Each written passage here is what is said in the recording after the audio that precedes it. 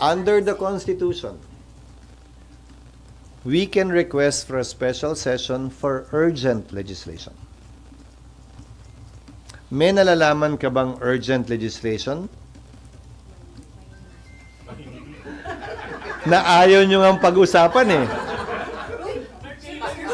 So, anong gusto ninyo? Magsisinungaling ako? Magpapanggap ako? Mag-aarte-arte ako na kunwari may urgent legislation at magre-request ako ng special session? Samantalang alam nyo naman, ang dahilan lang ay yung clamor daw o yung ingay daw. Hindi naman yata tama yon, di ba? So sir, off the table yung slide. Sa party at panig ko. Noong mga nagdaang panahon na final ito, 1 week before recess, 1 whole day before recess, nag-recess naman, hindi naman nag-special session. Mas mahaba lang ngayon dahil may eleksyon. So anong kina-espesyal nito? Mas gigil tayo ngayon? Mas gigil sila ngayon?